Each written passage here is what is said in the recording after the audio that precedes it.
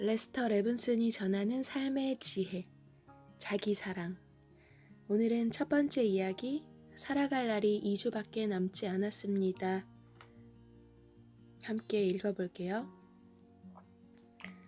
레스터 레븐슨도 당신처럼 행복을 찾고 있었습니다. 레스터는 대부분의 사람들과 같은 길을 걸었습니다. 학교를 다니고 열심히 일했습니다. 다른 모든 사람들처럼 치열하게 살아왔습니다. 레스터는 이렇게 말했습니다. 그는 물질과 사람에게서 사랑을 찾았습니다. 저는 벽돌로 쌓인 세상이라는 벽에 머리를 심하게 부딪히고 있었습니다. 머리가 거의 터질 것 같았습니다. 라고 그는 고백했습니다. 레스터는 궤양, 편두통, 황달, 신장결석을 앓았고 결국 두 번째 심장마비가 왔습니다. 두 번째 심장마비는 심각했고 42세의 나이에 그의 삶은 끝나가고 있었습니다. 현재에는 가능한 소위 기적 같은 치료법이 당시에는 없었습니다. 죽어가는 사람을 살릴 수 있는 심장수술이나 약물, 기계 혹은 다른 어떤 것도 없었습니다. 레스터가 살 수 있는 방법은 없는 것처럼 보였습니다. 응급실에서 나왔을 때 주치의는 이렇게 말했습니다. 레스터 씨, 이런 말을 하게 되어 매우 유감입니다만 당신에게 남아있는 시간은 2주, 길어야 3주 정도입니다. 저희가 더 이상 해드릴 수 있는 게 없습니다. 병원에서는 그가 죽음을 준비하도록 집으로 보냈습니다. 전 밧줄 끝에 매달려 있었습니다. 레스터는 말했습니다. 반드시 필요한 경우가 아니면 걸어서도 안 된다고 했습니다. 언제든지 급사할 수 있기 때문이었습니다. 살아오는 내내 매우 활동적이었던 제가 갑자기 더 이상 움직일 수 없다는 말을 듣는 건 정말 끔찍하고 충격적이었습니다. 정말 참담했습니다. 저는 극심한 공포에 휩싸였습니다. 언제라도 갑자기 죽을 수 있는 겁니다. 죽음에 대한 두려움에 떨며 며칠을 보내고 나니 갑자기 이런 생각이 들었습니다. 가만, 난 아직도 살아있잖아? 살아있는 한 희망은 있어. 사람만 있다면 이 상황에서 벗어날 수 있을지 몰라. 난 뭘 하고 있는 거지? 저는 질문을 하기 시작했습니다. 나는 무엇인가? 이 세상은 무엇인가? 이 세상과 나는 어떤 관계인가?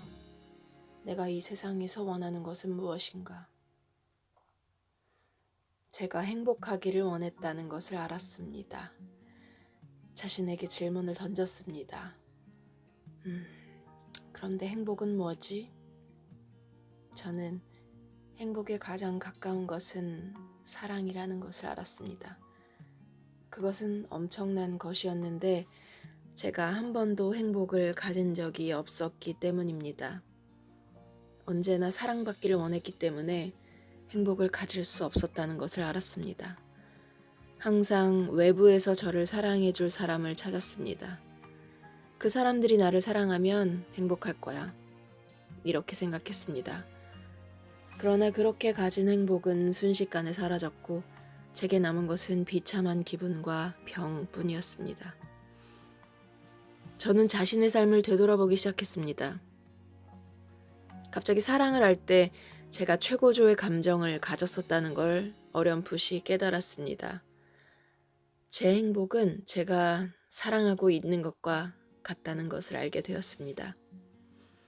제 사랑을 키울 수 있다면 제 행복도 키울 수 있었습니다. 레스터는 사랑을 키우는 방법이란 바로 사랑하지 않는 것이라는 마음을 놓아주는 것임을 알았습니다. 그는 자신에게 나의 모든 사랑하지 않는 마음을 없앨 수 있다면 더 좋아질까? 물어보았습니다. 과거의 일들을 되짚어보기 시작했습니다. 사랑하지 않았던 누군가 생각나면 그 사람에 대한 마음을 사랑으로 바꾸었습니다. 몇 달이 지났고 레스터는 여전히 죽지 않았습니다. 그는 잠을 거의 자지 않았습니다. 거의 먹지도 않았습니다. 자신에 대한 작업을 계속 해나갔습니다. 그러자 몸이 저절로 좋아졌습니다. 모든 비참함이 사라져 버렸습니다. 그는 자신이 언제나 행복하다는 걸 알았습니다. 그는 완전히 회복되었습니다. 사실 그 후 그는 평생 의사의 진료를 받지 않았습니다. 행복, 건강, 부, 그리고 마음의 평화가 한 사람의 사랑하는 능력에 따라 결정된다는 것을 깨달은 것은 레스터 레븐슨이 우리에게 선사한 엄청난 통찰력이자 선물입니다.